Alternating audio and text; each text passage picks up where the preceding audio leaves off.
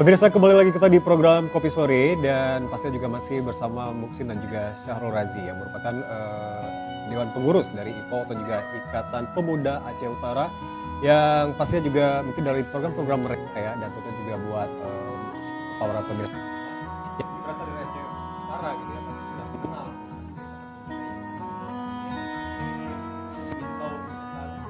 kita, apalagi mungkin yang alumninya dulu ya. Kalau mungkin kalau masih udah jarang gitu untuk berinteraksi dengan kepengurusan yang baru sekarang itu ya, terbentuk 2015 ya sampai 18 ya masa kepengurusannya. Nah terus kalau untuk sekretariatnya sendiri nih itu sekarang berapa di mana?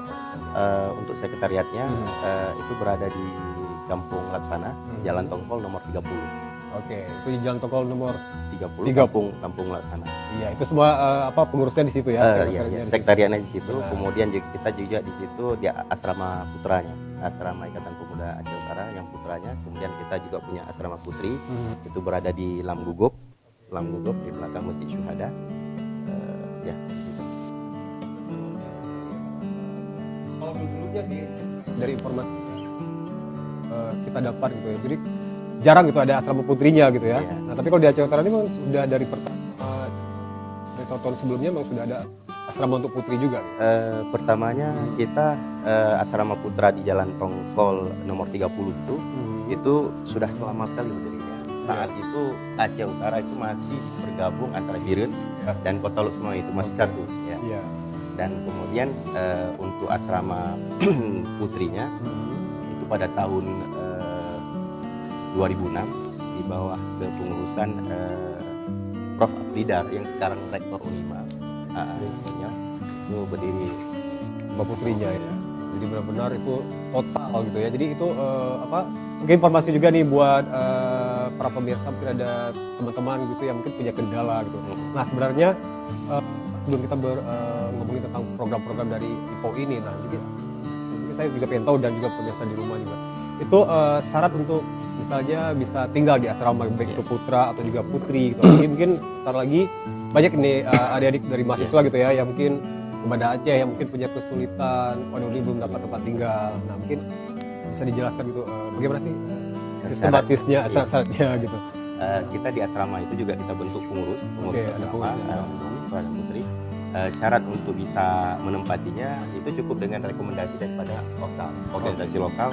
Misalkan dia berada di kampung yang wilayah Kecamatan Luksukun misalkan, maka dia perlu rekomendasi dari Orka Luksukun untuk kemudian diserahkan ke ketua asrama agar dia bisa menempati. Kemudian di asrama itu juga kita bagi karena batasan kamar itu untuk setiap kecamatan saat sekarang itu 2 orang ya, 2 orang. Karena kita untuk Aceh Utara itu kan ada kecamatan-kecamatan yang memang sudah ada asramanya sendiri gitu. Utara, kemudian ada Sawang ya, ada beberapa kecamatan yang memang sudah ada. Maka kemudian untuk formasi mereka mungkin bisa dilakukan. Iya, nah jadi benar-benar sudah terstruktur gitu ya, dan seperti apa, dan itu juga yang bagus juga gitu untuk para pemirsa di rumah, terutama buat para calon mahasiswa mungkin yang akan ke Banda Aceh dan tinggal untuk berkuliah. Oke, nah terus kalau kita ngomongin tentang program-program dari IPO pasti cukup banyak gitu ya. Nah jadi kalau mungkin dari Mungsi bisa menjelaskan itu apa? Ada program-program tahunan, bulanan, atau mungkin bisa jadi yang sekarang juga masih tetap dilaksanakan gitu dari IPO ini? Sebagaimana paguyuban lain, kita ya program silaturahmi lah yang pertama, pasti Maulid, kemudian puasa, ada acara-acara, kemudian mengunjungi orang sakit, orang ini lah.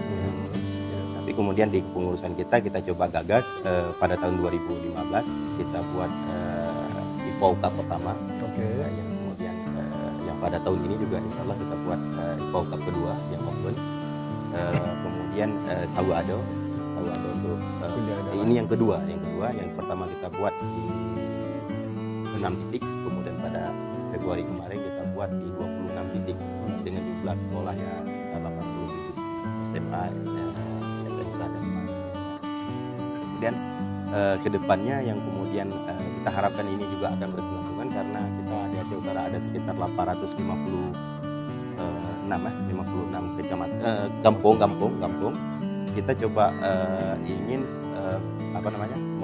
melihat Gampung itu bisa diakses oleh semua pihak.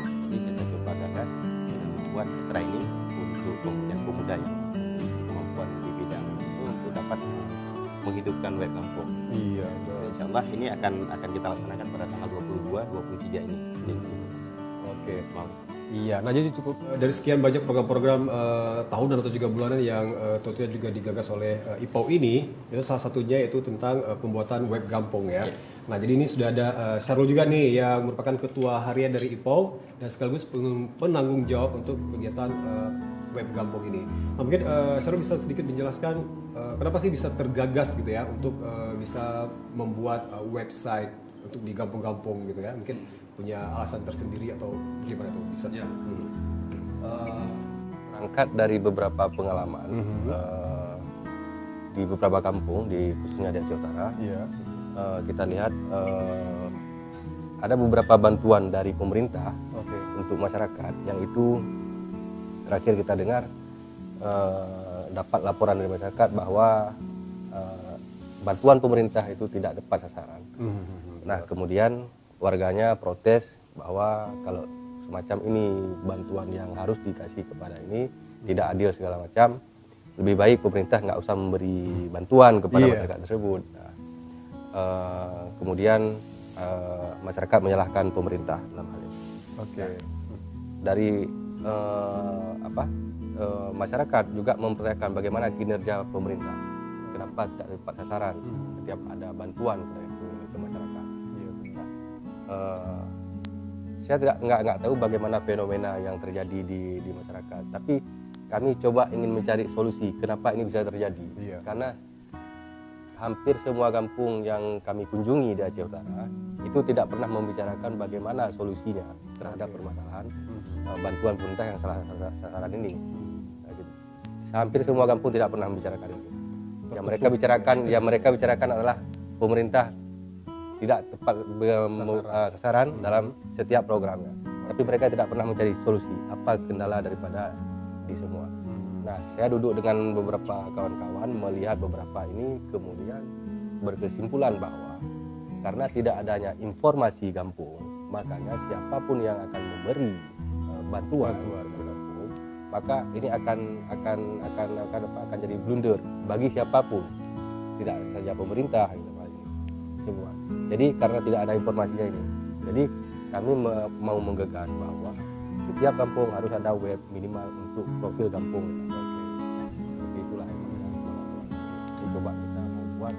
Kalau dari itu sekitar 856 kampung ini akan coba. Jadi semua nanti siapapun yang ingin masuk ke Aceh Utara, ingin membantu apapun kegiatannya, bisa melalui datanya boleh mereka ngambil dari Badan Statistik di provinsi ataupun di daerah ini cukup kacau sekarang. Iya benar. Jadi pada BPD. Iya. Kita nggak ngomong bahwa mereka bodoh ataupun semacamnya, tapi saya lihat ini memang agak sedikit ini mungkin ini akan bisa diperbaiki lewat kalau misalnya ini kita buat semua harus kita update per bulannya.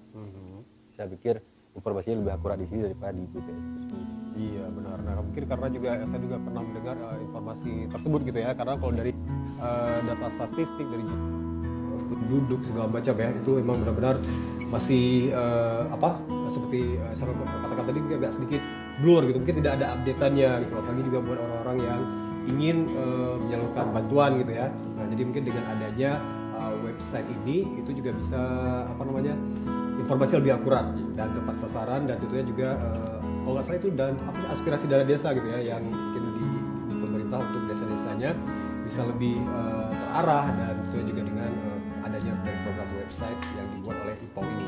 Nah jadi pemirsa, saya juga menarik ya, terutama juga pemirsa di rumah mungkin ingin tahu sejauh mana sudah nih kegiatan dari pembuatan web Gampung ini ya. Apalagi juga Gampungnya itu lebih dari 800-an gitu ya. Nah, jadi pasti menarik tantangannya seperti apa gitu ya mereka hadapi, dan mungkin bisa jadi referensi juga untuk paguyuban-paguyuban yang lainnya dalam melaksanakan program-programnya. Jadi kemana-mana tetap di Kopi Sore, kita akan kembali lagi setelah jeda pariwara berikut ini.